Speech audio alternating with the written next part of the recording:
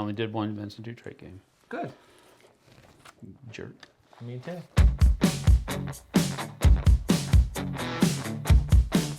Hey folks, welcome to the Dice Tower. I'm Sam. And I'm JT. And this is our bottom 5. That is to say our numbers 10 through 6 of our top 10 games with great artwork. Yeah. Now, here's the thing.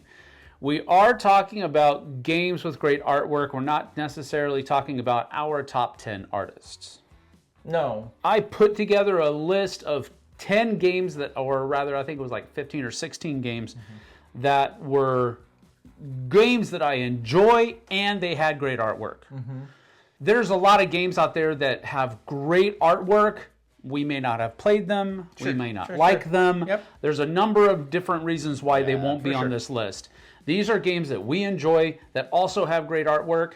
And I tried to kind of order my list in how much is the artwork, you know, prima facie, on your face, the entire part of the game. Like there was, I hear that. There was one, like for example, this a little bit of a spoiler. Dune: War for Arrakis was one of the ones that I thought about, but I didn't include it because a lot of the game, you're just looking at the board, which is great artwork. Don't get me wrong.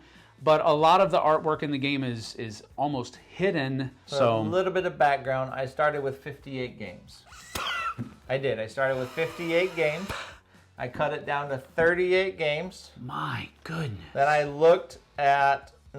cut it down to 25 games, and I looked at artists to cut that, and I had a 3-way crossover. It was kind of interesting because 2 artists, one of them did 2 games, and the other one did 2 games. So I cut Skyrise out because they both connected to that one. So I cut that game out, and then I got down to 20 games, and then I went off of cover art. And then by the time I got to 14 games, it was super hard. Wow. So well, I used this at that point. I used this. I didn't actually go on to Board Game Geek at all. I just used my collection. Many things to fight about. Yes, there's so many different things to research. There's so many good games that have great artwork. Yeah, for sure. This is not an exhaustive list, although maybe we'll have JT do 3 or 4 more 60? Lists. Top 60. But anyway, that is that. We're not going to talk about weights or anything like that because we don't really care about that with this list. This is just talking about great looking games. Yep.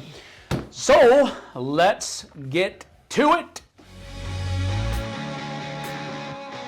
All right, my number 10. It's kind of my placeholder for Dixit-like games. Oh, okay. But this is not Dixit. This is a game called Obscurio from Libellude.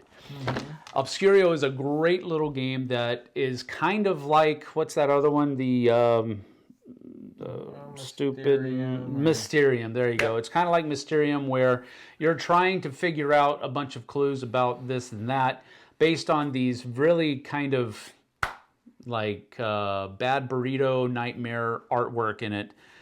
In Obscurio, it's not really nightmarish type artwork. It's just weird artwork. Just think Dixit. Sure. As far as that's concerned. And you're trying to figure out, you're trying to help this magical book escape this magical library by going through these different gates. It's really, really a beautiful game in my opinion. Sure. And it's not just the artwork. I think a lot of the graphic design also adds to or helps showcase the artwork a lot better. The artists are Xavier Collette and M81 Studios, so that must be a conglomerate of some kind, or it's just a pen name or a pseudonym of some sort. But they did an amazing job with this game. It's one of my favorite games for artwork, and that is Obscurio. Nice. Wonder if you're an artist, you're like, my pen name is M81 Studios. You could. You could. That's fair. Actually, this one was not on my list whatsoever. So we'll add it as number 59. That low? No, but it gets to go in the group. That's all I'm saying. Okay. All right. My number 10. I either wrote down if they had 1 or 2 artists. Otherwise, if they had like 4 or 5 or 6 artists, I didn't write everybody's name down. So. I did. Yeah, he did. I didn't. Sorry. But your artwork's beautiful anyways. My number 10 is a game full of beautiful blues and purples. It's a game called Aquatica. Oh. In Aquatica, you're in this underwater world. The cover is gorgeous, undersea, visage with beautiful blues of all different shades. All of the characters are really vibrant and very cool looking. Just artwork overall in this game is fantastic. Aquatica itself is a game where you're collecting these location cards and you're putting them into your board and you're using those as resources as you're trying to spend the resources off of these location cards so that you can play them up in your point total area. And you're doing that by using all the different characters you collect as a placement of these characters. Whatever character you place down, you get to do an action. And then it has the Matrona, which brings all of your cards back into your hand, so you can continue to do that. So, but it's a very beautiful game. Yes, absolutely is. Oh, it's a good pick. In all facets, I suppose. All right, my number 9 is an older game that I actually sold my copy of a while ago, and I missed it so much, I bought it again. I didn't buy the whole thing. I'm kicking myself every time I think about it. But this one's called Tannhäuser. And this is from Didier Poli, the artist. And it is basically, think Hellboy universe, but it's not Hellboy. So basically the German army has delved into the supernatural, and they delved a little bit too far. Sure. And I can't even think of what the art looks like. Is it Duke Nukem style, kind of, or no? I mean, sure. A little more gritty. Kind of, yeah. It's a little bit more gritty. Yeah, a little bit more visceral. I think it is. It has that kind of. I don't know. It's more like the artwork for Reichbusters, if that makes any sense. So it's that kind of realism. But supernatural realism and, of course, alternate history realism. But it looks really good, all the way down to the artwork of the board. I mean, the character artwork and all of that kind of stuff is amazing. But even the board has a lot of like detail as far as what, floor patterns and different Easter eggs that are all over the board and that kind of stuff. And it's just a really... It's a thematic kind of artwork that pulls you into that alternate history, supernatural, World War II theme all the more. And so that's my number 9, Tannhäuser. Nice. I honestly cannot think of what the graphics look like right in that one. So currently. All right. Well, my number 9 is one of your favorite artists. Thing. Now this is my Vincent Dutrait and Andrew Bosley. Perfect combination. But this is Vincent Dutrait and Andrew Bosley. This is Unconscious Mind. Okay. Unconscious Mind is a beautiful game with a beautiful cover. Obviously, in this game, to paraphrase, you are shrinks and you're trying to help people with their dreams. You're psychologists or whatever. You're trying to help people with their dreams. It is a Euro worker placement style game with some really cool mechanisms. But it's filled with all of these cards, which are dream cards, right? This person's dreaming this, and those dream cards are absolutely beautiful. The cover art on this is absolutely beautiful. It's just a great game. It's a really interesting... I think other games have done like that shrink or that psychologist type of thing before. I think this one does it extremely well because you're actually treating patients... with their dreams as you're trying to get these dreams and nightmares and stuff like that taken away from them. So anyways, that is my number 9, Unconscious Mind. It's really nice. Apparently it's artwork that is worth stealing. That is correct. It is artwork worth stealing. My number 8 is one that I picked because of its... I think the artwork matches its theme very well. And I know I said that with Tannhäuser, but this one is a little bit different. It has a Celtic theme to it, and it has a very Celtic feeling artwork as well. This one's called Tirna Nog. And this one is by Marlies Barons and Bridget Indelicato. So this is just one where the artwork is very evocative, I guess you could say. Sure. It evokes that theme of Celtic mysticism, and I just really enjoy it. I like how all of the cards have a different feel from the different colors that they are represented by, and I just really enjoyed this game. I think the game set up is not very pretty. Sure. But each individual card Yep. has really great artwork on it, and that's really where I'm kind of coming from on this one. It's not the whole game taken as a whole, aesthetically speaking, but the artwork in it is very evocative, and so that's my number 8. Sorry, Tirnanog. This is a game, if you see the cover on a shelf or whatever else, it looks nice too. Yeah. It's a nice cover. Yeah, They're it does nice pop. cards. This was one of my many that I started with. But yes, it's a beautiful game with beautiful cards. All right, my number 8 is fairly new, I guess, to me. Came out in 2025, earlier this year. We unboxed it here on the channel, or we unboxed it on the Flipside, I guess I should say. But this has a bunch of artists, and that's because of who the developer is, or the publisher is. But this is called Dragon Eclipse. Dragon Eclipse, when you look at that cover alone, the cover is absolutely gorgeous with that swirl of colors, that dark red and those deep colors. But Dragon Eclipse, once you get inside of it, every card that you do, every action card that you have, they are beautiful, like mystical spells and just all these really vibrant, beautiful colors. One thing you'll probably get through my list is I like strong colors. Yes. I really do like strong colors. This one has a ton of them. Also, the creatures in here, the little mistlings, the artwork on them, on their cards and on their, the player boards and everything else are just really pretty. Just overall, the artwork across the board in this one is very, very nice. I agree. I agree. I haven't played it yet, so it doesn't have the opportunity to be on my list. Yeah. But in this game, I don't want to say it's a campaign game where you're going through and you're catching these mistlings so that you can use them to go to further in the campaign, and they can help you through stories and fighting evil mistlings and stuff like that. So I don't want to say the name that it comes after, but you got to catch them all. That's all I got to say. You got to catch all the mistlings. Gotta catch 'em all.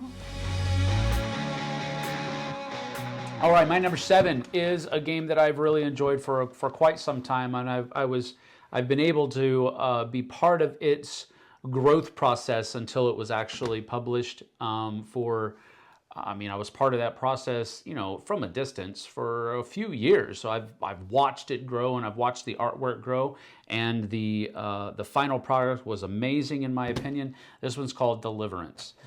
Deliverance is an amazingly well drawn game. Yeah, it is. The character artwork, the bosses, the bad guys, the demons, the angels, it all has such great artwork in it.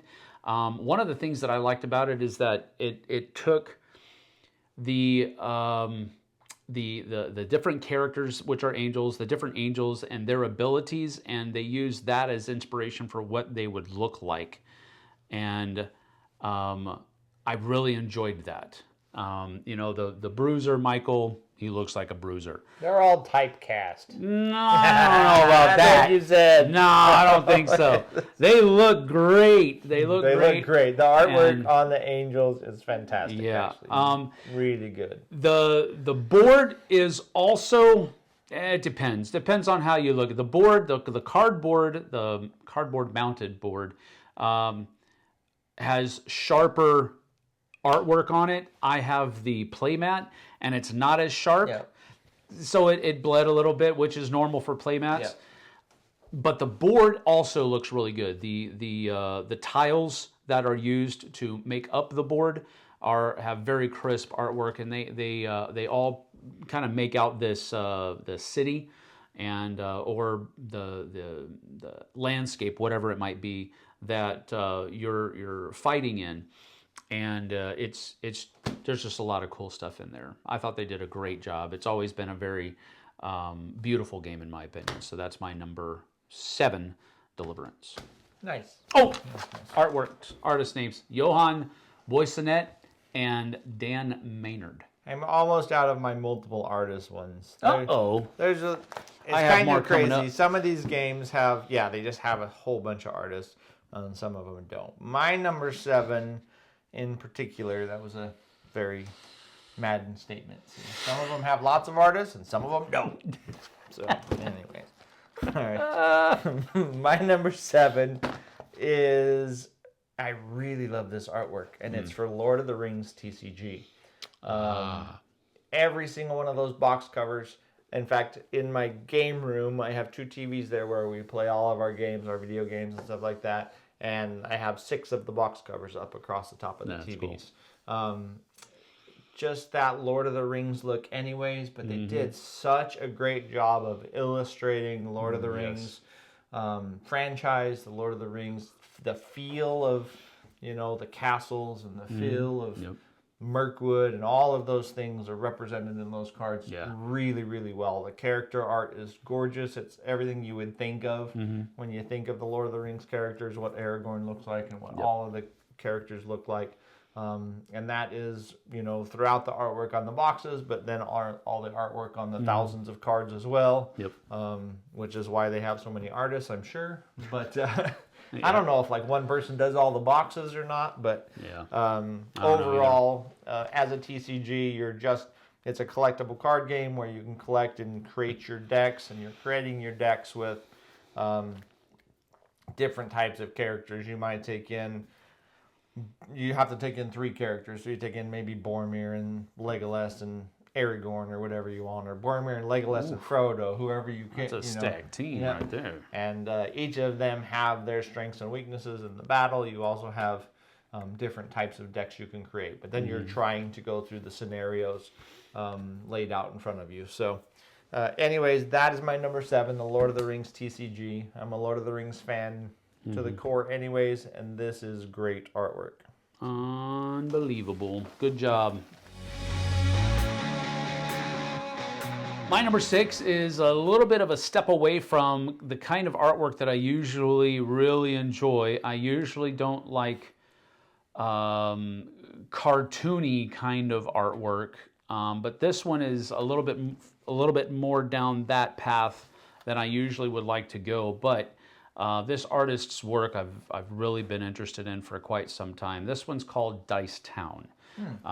Piero Lalune is the artist's name, and he does a lot of good work. He's done Ghost Fight and Treasure Hunters. He also did Ghost Stories. Is that the one where it's Ghost Stories, and then Last Bastion and all that kind of stuff. He also did a lot of work on Dixit as well. So he's a pretty prolific artist, but the artwork that he's done with Dice Town and Desperados for Dice Town and all of the expansions for Dice Town, it's really, really nice artwork. And it's more cartoony than I usually like, but I just like how, I was talking to somebody at Comic-Con this weekend about the difference between digital art and real art, where you're using like watercolors or paints or pencils or whatever. And she said that when it was just starting to come out, digital art, she was like, "Oh, I hate this." And then after a while, she was like, "Oh, I really like this. I need to learn how to do this." And that's what this is like. Piero uses digital art all the time, and it's just an amazing process, because I've watched videos of how he's done this, how he creates his paintings and or his artwork rather, and it's just amazing. I really like how much of his artwork is displayed in this game as well. It's just a very pleasurable experience playing the game just because of the artwork alone. I also enjoy the game too, but that's my number 6, Dice Town. Nice. My number 6, I feel like I'm cheating on this a little bit, but no, I'm not cheating on it. It's okay. You're doing this a lot lately. No, I'm not cheating on this one at all. I was trying to figure out, because the way that my list came up, the artists are coming up on top of deal, which is I just want to make sure I don't get the wrong artist at the wrong game. But I'll fix it. This is from, and I don't know this name, but Bogna Goronska and Damian Mamaliti. And Damian was actually one of my three-way crossovers because him and Andrew Bosley were the two that did Skyrise that didn't make the list because that was a split. But anyways, so Damian and Bogna did The Witcher Old World, which is an absolutely gorgeous game. The art on the outside of the box is beautiful. Yep. The character art in this game, like the characters in this game are absolutely fantastic. Out of all of these games, really, the character art is probably the best. Yeah, I would say the character art in this one, in The Witcher Old World, those characters are really good. Obviously, it's a deck building game where you're drafting, or you get a card at the end of every round to build into your deck. All of those cards have actions and attacks and counterattacks and all those kind of things, and all of them are illustrated very well. The other thing about The Witcher Old World, because it's an adventure style game, you're playing on a map that you can play with Skellig on the side. But that map gives you the old school kind of D&D feel, like the old school Middle Earth maps where it's kind of, you're looking at the map, but you're looking at it like at a 70-degree angle, so you can see the mountains feel like they're standing up. So I really like that art style in the map. The map's beautiful. So anyways, that's my number 6, The Witcher Old World. The last one. The last one on this list. All right. Well, that's about that. That's our bottom 5 great games with great artwork, or rather just games with great artwork. Great artwork, yeah. But here's the cool thing. You can leave us a like and subscribe here. Leave us some comments as well. But you can now head over to the Flipside, where we have our top 5 games with great artwork available right now. Right now. So, without further ado, head on over to the Flipside. We'll see you there. Take it easy.